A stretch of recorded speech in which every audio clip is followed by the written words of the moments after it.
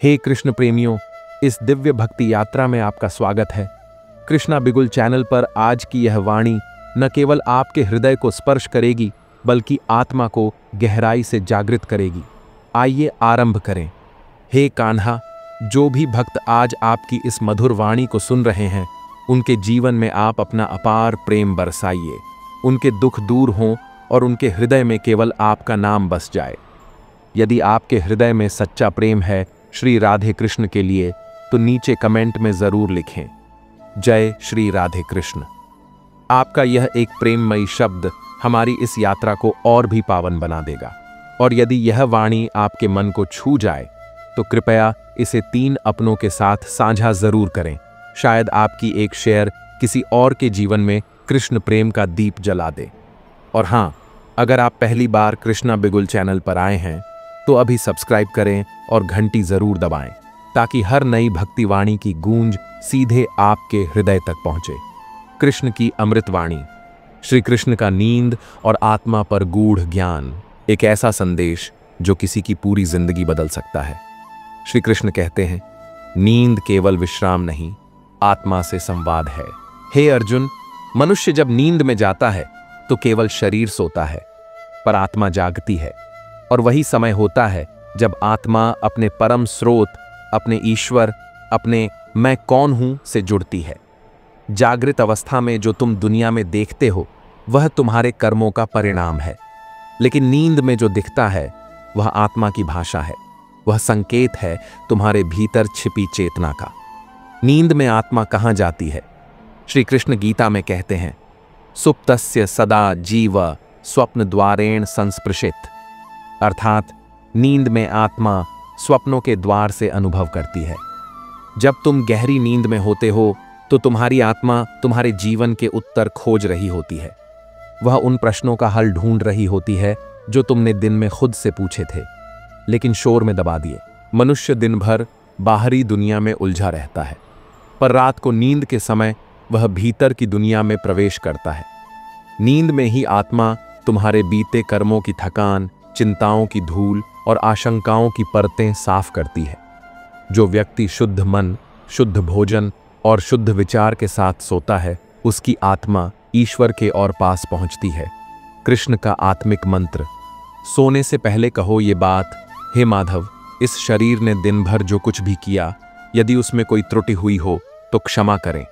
मेरी आत्मा को आज रात आपकी चेतना में लीन होने दें। ऐसा करके जब कोई सोता है, तो उसकी आत्मा नींद में भी शांति, साक्षात्कार और निर्भयता से भर जाती है।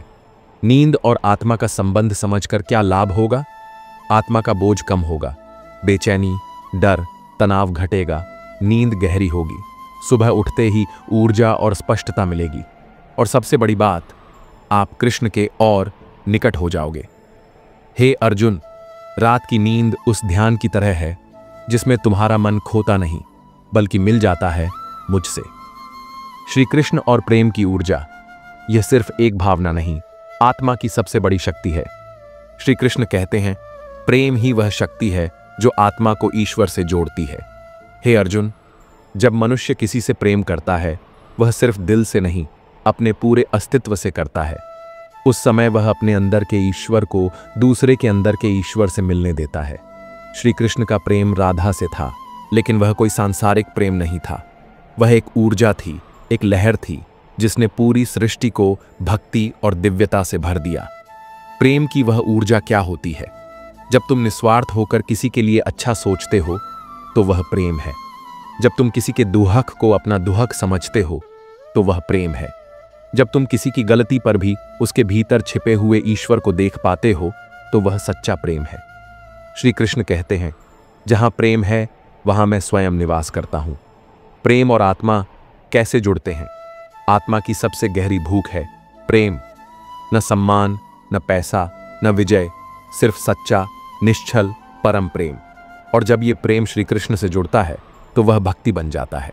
राधा का प्रेम कृष्ण से ऐसा ही था। न अधिकार था, न मांग, न अपेक्षा, बस समर्पण था।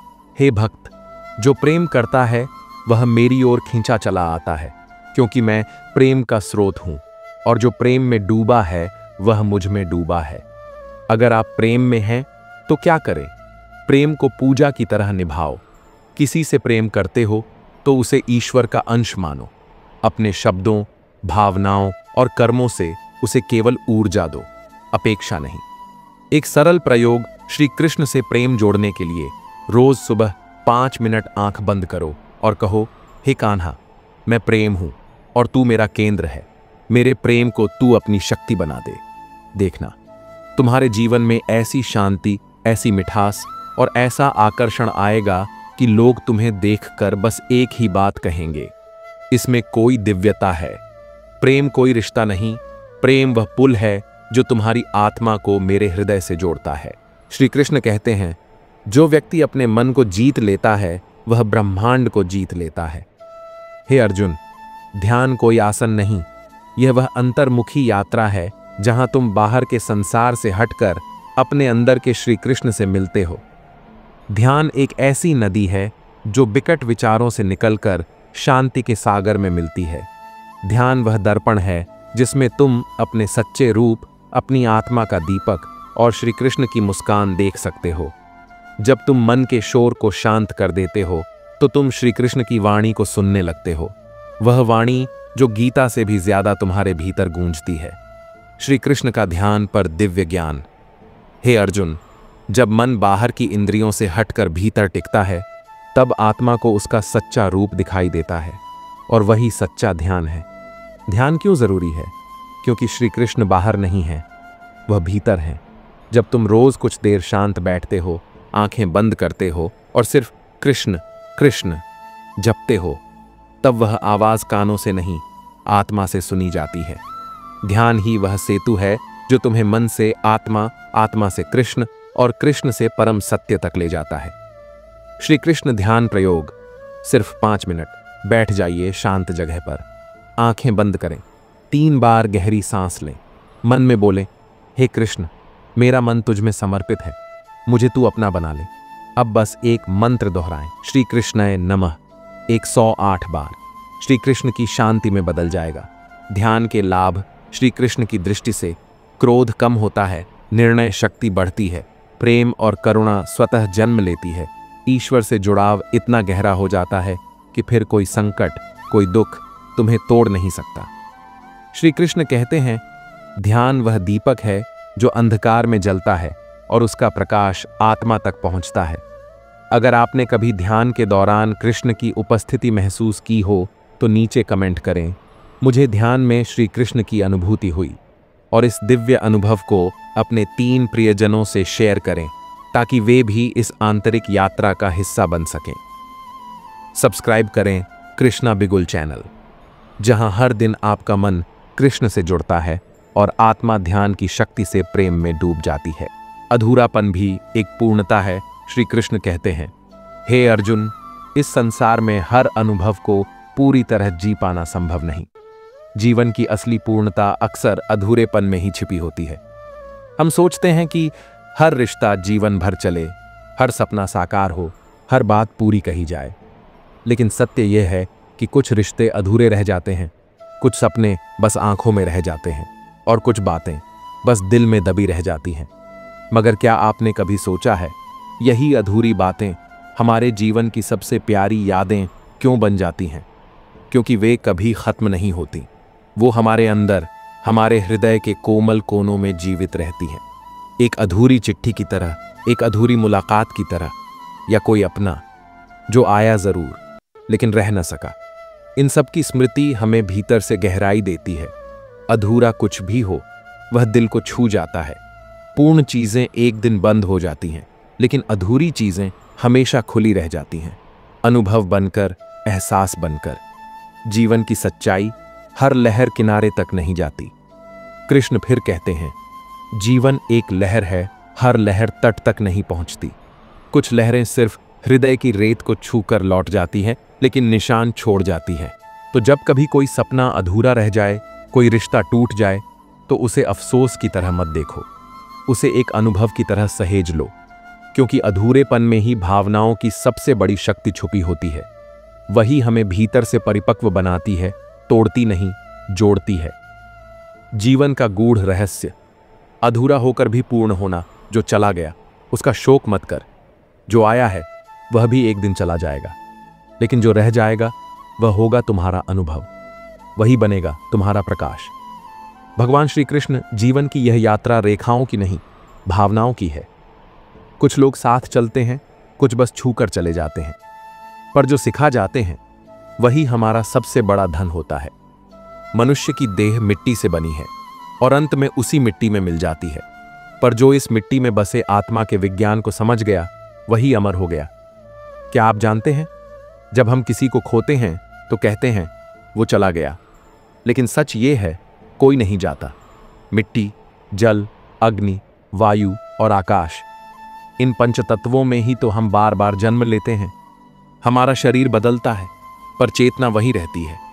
कृष्ण का जीव विज्ञान हमें सिखाता है, देह सीमित है लेकिन आत्मा की ऊर्जा असीम है। जो इस ऊर्जा को पहचान लेता है वो कभी दुखी नहीं होता, क्योंकि उसे पता होता है कि जो आज है वो कल नहीं रहेगा, और जो आज नहीं है वो कल फिर लौट आएगा किसी और रूप में। श्री कृष्ण का विज्ञान, आत्मा कभी नष्ट नहीं होती। भगवद गीता अध्याय 2 श्लोक 20। न जायते म्रियते व कदाचिन नायम भूत्वा भविता व न भूयः अजो नित्यः शाश्वतोयम पुराणो न हन्यते हन्यमाने शरीरे। आत्मा का न जन्म होता है न मृत्यु, ये न कभी उत्पन्न होती है न नष्ट होती है। जब शरीर नष्ट होता है आत्मा तब भी अजर अमर बनी रहती है। श्री कृष्ण का संदेश, जब तक देह में हो आत्मा को जागृत करो। कृष्ण कहते हैं तुम जीवन भर देह की सेवा करते रहो, पर अगर आत्मा को न पहचाना तो जीवन सिर्फ एक प्रयोगशाला बनकर रह जाएगा, जिसमें तुम केवल शरीर को समझते रहोगे, पर उसकी सबसे बड़ी शक्ति चेतना को भूल जाओगे। चेतना ही तो वो जीव विज्ञान है जिसे समझने के लिए हजारों जन्म लग जाते हैं, पर जिसने कृष्ण की वाणी को आत्मसात कर लिया उसका जीवन उसी क्षण सफल हो जाता है। जिसने मिट्टी में आत्मा को देख लिया वो मृत्यु में भी जीवन का दर्शन कर लेता है।